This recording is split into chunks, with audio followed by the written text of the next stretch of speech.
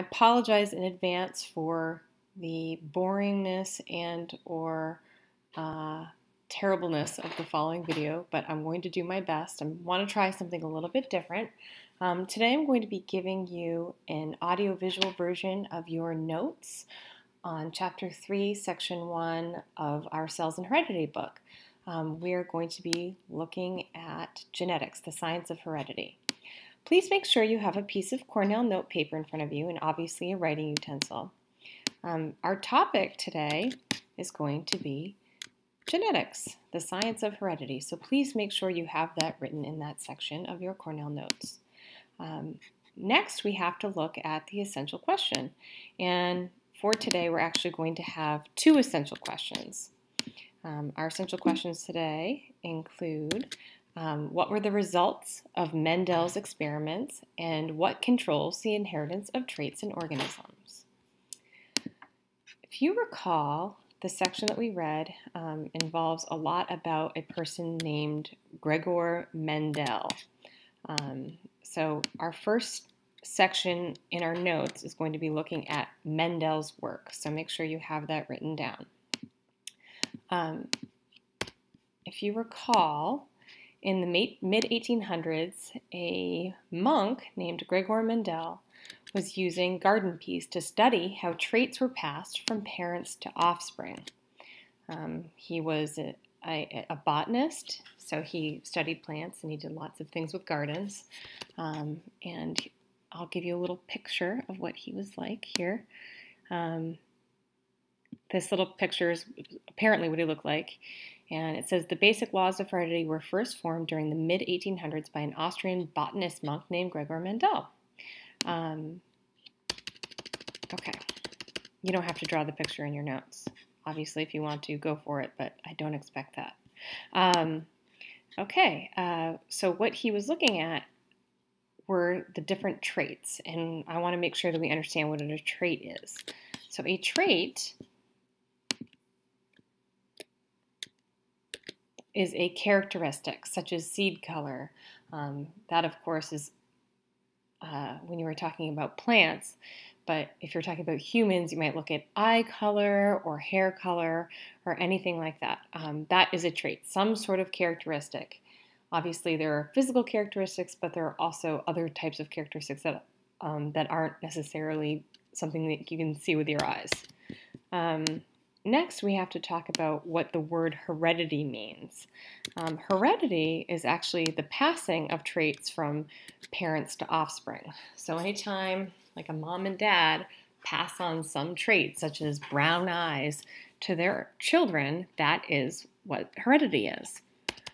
And the study of heredity is genetics. So make sure we have that down too. Please notice that when you're taking your notes, the words that are vocabulary words, I'm putting in bold, and they're all capitalized and underlined. So trait, heredity, and genetics are three of your vocab words that you should have a good understanding of for this particular unit. Okay, moving on. So to study genetics, he was looking at pea plants. And he was starting off with what he was calling purebred pea plants. And I'm going to explain what that means. Now, he had two different types of pea plants, and I'm going to put this little picture in, hopefully to help you understand. Let me move it. And that is not working. I told you this is going to be interesting. Okay, so he had purebred pea plants. The first type of purebred pea plant were pea plants that every time they self-pollinated, they were always tall. So these plants were always tall. And then he had a set of plants that were always short. And when he cross-pollinated them, so he fertilized the short plants with the pollen from the tall plant and vice versa, what happened was all the offspring from those two parents over here were tall. Okay? So when he looked at that, he said, that's interesting. You wouldn't necessarily expect them all to be tall. You might expect some of them to be tall and some of them to be short, or perhaps all of them to be medium-sized height, but that's not what he found. He found that they were all tall. So let me put this down. So when he was looking at his purebred, I want to make sure we understand what this means. A purebred always produces offspring that have the same trait. If you are purebred, a purebred tall plant is always going to produce purebred tall plants if it self-pollinates. A purebred short plant will always have short offspring if it self-pollinates, okay? So produces offspring that always have the same trait is a purebred. So in one experiment, Mendel crossbred purebred tall plants with purebred small plants. So just like here, so he took all these purebred tall plants and he cross-pollinated them with the purebred short plants. Okay, so how did he do it? He took pollen from a flower on a tall plant. Then he pollinated the flower on a short plant with the tall plant's pollen. Then he collected seeds that grew as a result of this pollination. So remember we learned about seeds. They grow. What a seed really is like an embryo. So if you think of, it's almost like a tiny little plant living inside that seed. So he took those seeds, he collected them, and when he grew them in the soil, all of the offspring from that purebred tall plant and the purebred short plant ended up being tall. He called this up here, so if you take the purebred tall plant and the purebred short plant, this generation of plants that resulted is called the F1 generation. It's the first generation of plants as a result of this cross. Okay, so that is his first experiment that he did. And in this experiment, it seemed like the trait for shortness had completely disappeared, which was very surprising. Again, he might expect some of the plants to be tall, some to be short, and maybe some to be medium-sized, but that's not what he saw. They were all tall. Okay, so then he did another experiment. So what he allowed to happen is he allowed that first generation of plants to self-pollinate, meaning he didn't cross-pollinate anything. All of these offspring were allowed to pollinate themselves. Okay, so you had these offspring, and here they are here, pollinating themselves. And what happened was that 25% of the time, the plants that resulted from that self-pollination of that first generation were short. And 75%, so about 3/4 of the plants, ended up being tall. So lo and behold, he thought the shortness trait had completely disappeared, and here it is again showing up in the second generation. The shortness trait had reappeared. And so he had to come up with an explanation for why this might be happening. Okay, let's see. Make sure I have all my notes here. And he came up with the idea of something called dominant and recessive alleles. Okay, so this is going to be our next heading for our next section of our notes. Dominant and recessive alleles. Okay, so Mendel concluded,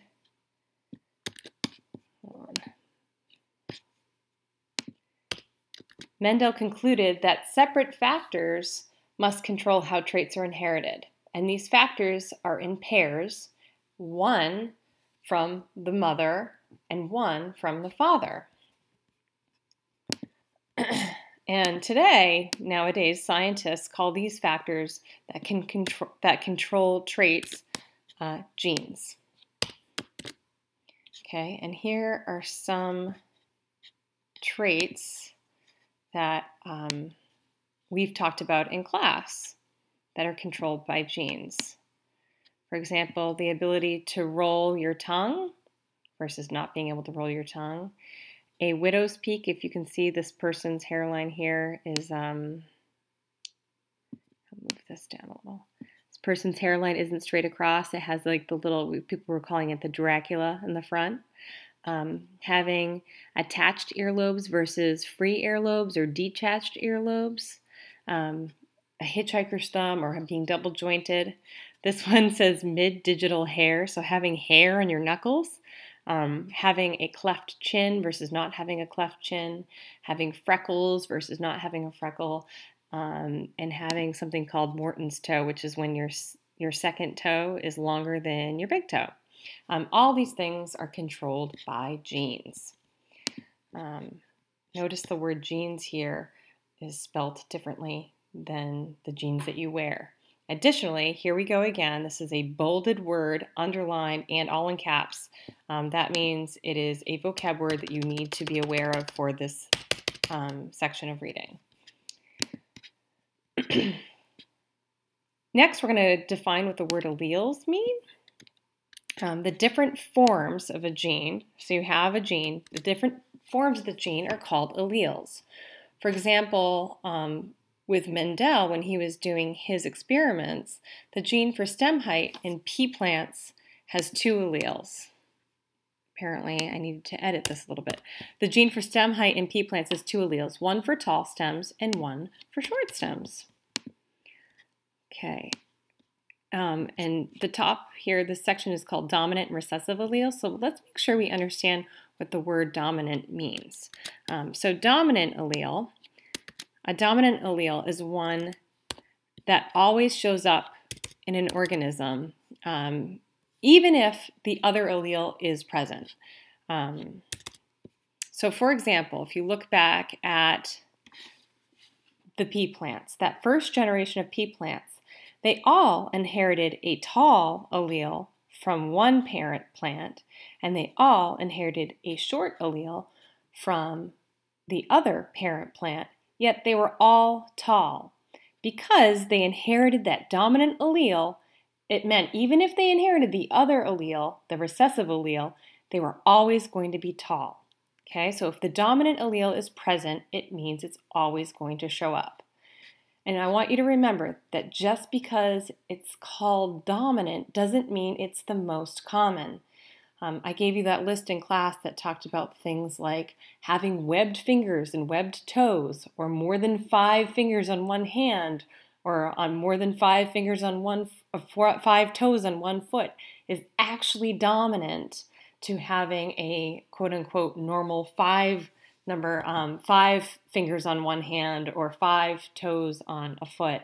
That's actually recessive, which is interesting. So it doesn't mean more common. It just means if that allele is present, that is what's going to show up in the physical appearance of an organism. So we should also make sure that we understand what recessive means. And I'm trying to make sure I can put this on here in our screen space. Here we go. Apologize in advance. A recessive allele is hidden whenever the dominant allele is present. The recessive allele will only show up in the physical appearance of something if the dominant one isn't present at all. Okay, so again, if we look back here in this F2 generation, 75% of the time, these plants received a tall allele, which meant they were going to be tall.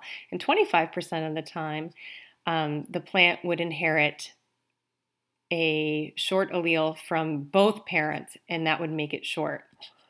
Okay. In Mendel's crosses, let's make sure, sorry. In Mendel's crosses, the purebred tall plants had 2 alleles for tall stems, and the purebred short plants had 2 alleles for short stems. The offspring plants had 1 allele for tall stems and from the tall parent and 1 allele for short stems from the short parent.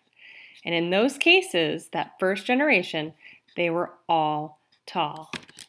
In this first generation, all of the offspring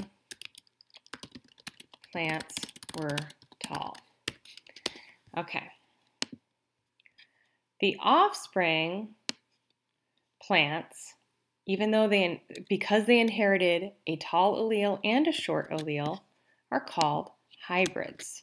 Okay? A hybrid has two different alleles for a trait. So a hybrid is something that has two different alleles for a trait. So for example, I want to give you, I actually have written down here, hold on a minute. Okay. All the offspring plants in the hybrids were tall because the dominant allele for tall,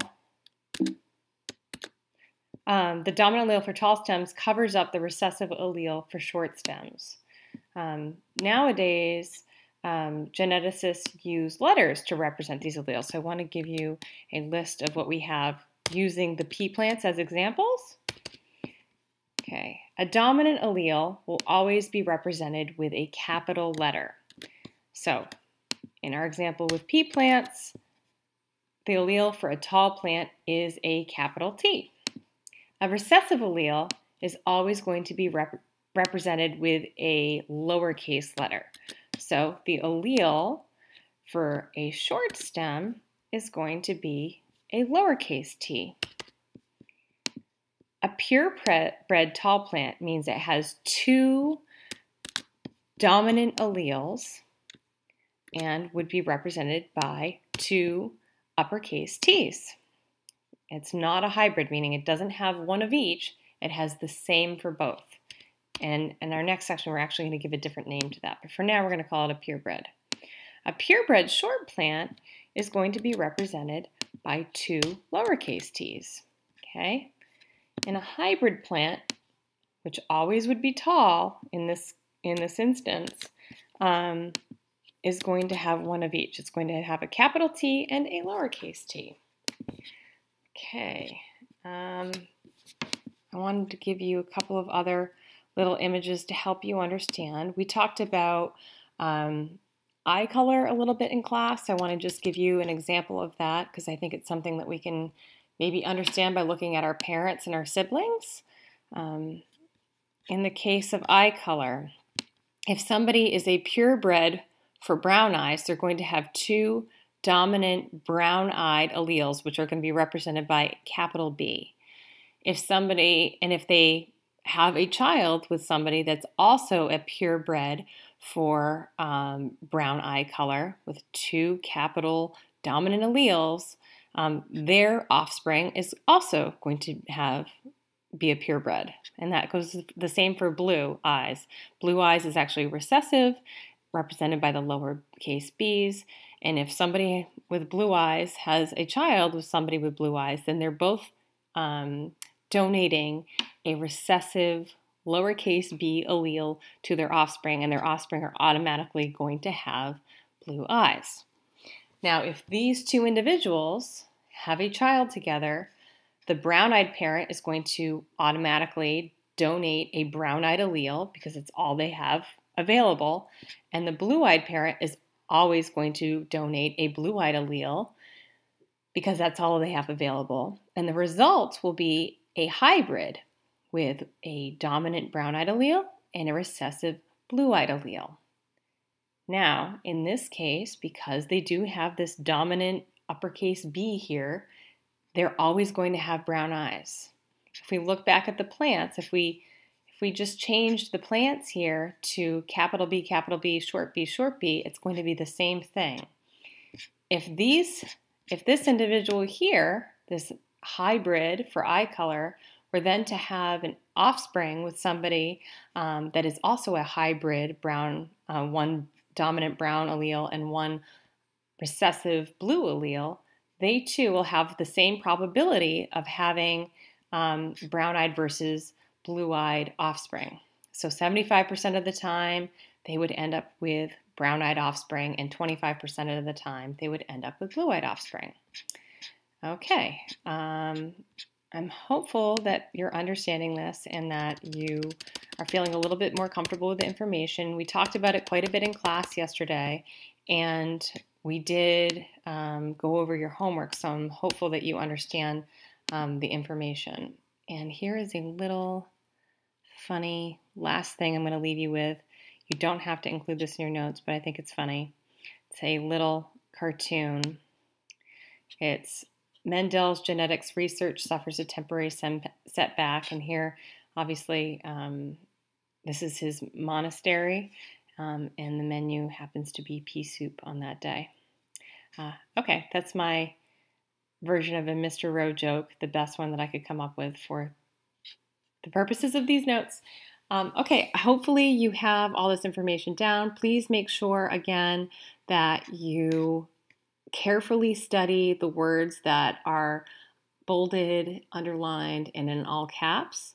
Additionally, you should take the time to put questions into the margins of your notes, and please also complete a summary. Okay, thank you very much. I hope you enjoyed this and weren't bored to tears, and I will see you in school. Okay.